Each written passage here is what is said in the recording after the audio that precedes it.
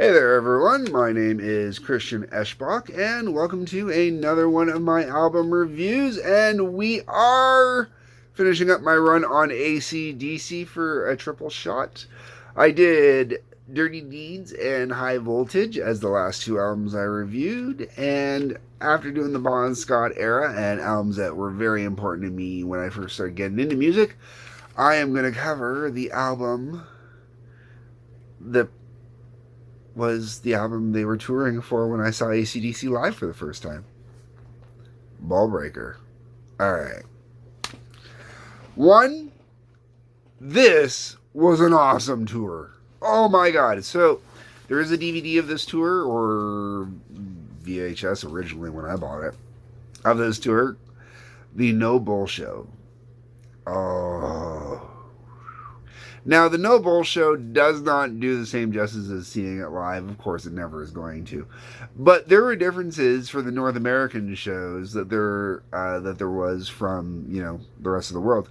And that being specifically that there was a specially made video for the North American shows, which had Beavis and Butthead in them.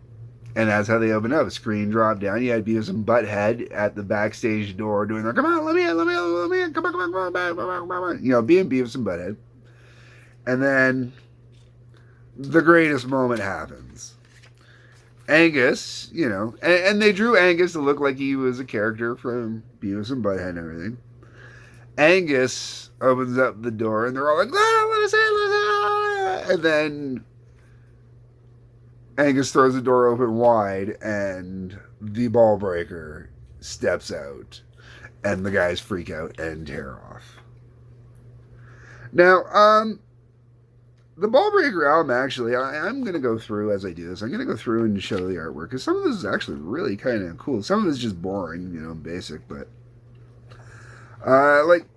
first song on the album, Hard as a Rock, that's what we get. Hard as a Rock.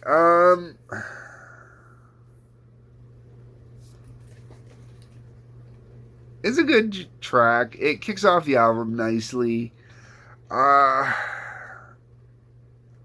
It's your typical juvenile AC/DC double entendre kind of song. Not even much of a double entendre when you're saying, I'm hard as a rock.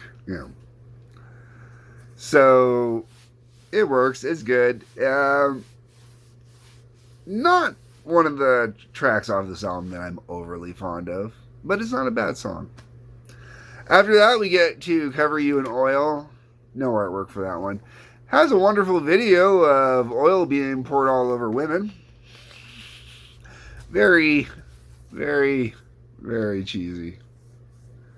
That's one of the problems with this album is sometimes it gets really too cheesy and they rely way too much on the campy sexuality.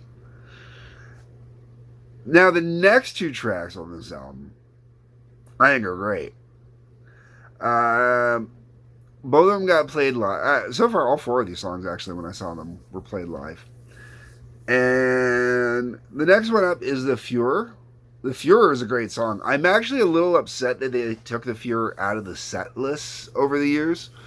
I think it's one of the songs off this album they really kind of should have pushed live and kept it going because I think it was really, really good. And compared to a lot of other AC/DC songs, it's different. It's something out there that you really enjoy. So for this album, I'm going to say it's a really good deep cut. And then you've also got The Boogeyman. And if I remember correctly, I believe it was during The Boogeyman that Angus did his strip tease on stage, which is always hilarious to watch Angus do live. And I think The Boogeyman is a great tune. I think it really is enjoyable, and I think it really just kind of does the job. All right, next two tracks, No Pretty Picture. You got Honey Roll. Honey Roll sucks.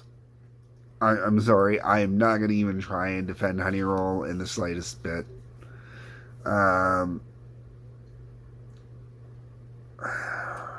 Yeah, no. Burning Alive. Another song, really, really good, and I really think they should have, they should bring it out and use it live. It's a really, really good. I think when I saw them, I don't even think they played it live. I don't remember 100%. I'd have to go back and look, but uh, fantastic tune though. I mean, it's kind of a little cliche for them, and it does sound like it's a leftover off of the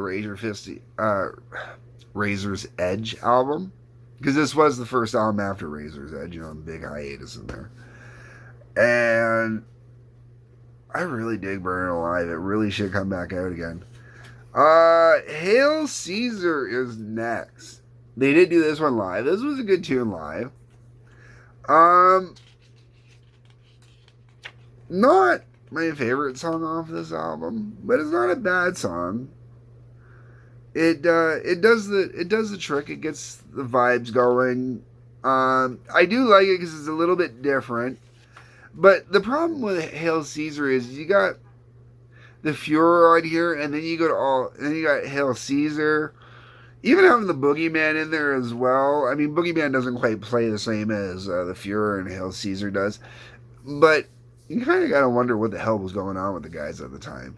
Feeling a little dictatorish.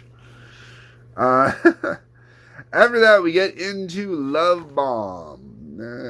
That's some great 90s style comic book art. I love that. Definitely looks like something out of Marvel from the day.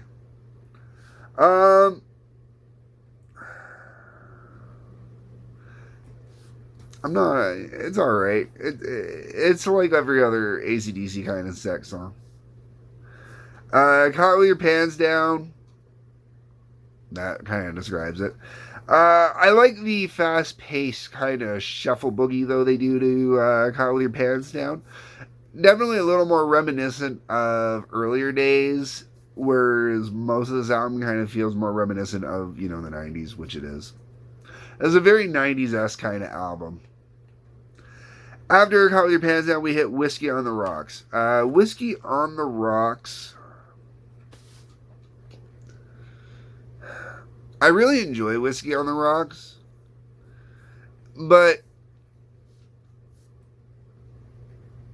there's been enough kind of whiskey songs at this point in the AC/DC catalog, or enough kind of drinking songs at this point in the AC/DC catalog, that Whiskey on the Rocks really feels like it's just kind of recycled material, even though it is really an enjoyable song. And then we get to the already mentioned Ballbreaker. Oh wait, I should point out before I do that there was no artwork for Caught with Your Pants Down or Whiskey on the Rocks. Magnificent artwork there. Oh, magnificent artwork. Okay, I'm yep. Biased. Alright, talking about all that juvenile lyrics and stuff like that, Ballbreaker is definitely under that category, but Ballbreaker is a good song. Everything about it is written well. It's got great musicianship to it, great feel, great everything. Another song on this album I really feel could still honestly be a good, viable live track. And I think it should have been kept going. I don't even know if they really do any of the songs off of here anymore. And, I mean, me personally, I know Hard as a Rock, Cover You in Oil, those were getting played for a while. But they were kind of basic. And I think the only reason they were getting played as much as they were is because they did actually have legitimate, singles and videos and stuff like that. For me, this album is The Fuhrer, Boogieyman, Burning Alive, and Ballbreaker. If I gotta pick 4 songs off this album, I'm doing 4 because when I did Dirty Deeds and High Voltage, it was the same thing. There's kind of 4 real big standouts, and the rest are just kind of, album fillers. Now, I do like to put on this album from time to time still. I do like to give it a good cranking and really let it blare. But if I'm putting together a mix or anything like that, or if I'm taking songs off of here, it's The Fuhrer. Boogieyman is only because I like the fun of it. Even Boogieyman is not necessarily a major play for me. But, you know, like I said, the Boogeyman, Burn Alive, Hail Caesar as well is not bad. But Boogeyman, or the Fuhrer, Burning Alive, Ballbreaker, absolutely. Absolutely, those three songs I would put into a mix without even trying. Boogeyman is to give it a little bit of a different vibe, but it depends on how much AC/DC I'm putting in. Like, if I was making a mixtape and I was using three songs off of here, and I was mixing in different artists, then Boogeyman might get in there for a fourth extra, but, you know, I don't know. Anyways, folks, those are my thoughts, those are my opinions, those are my views. Tell me what you think. That is what the comment section is for. Hit that like button, hit that subscribe button, the little bell thing for the notifications will let you know when I have new videos that comes out. Otherwise, check out the link to Patreon. Peace, love, take care.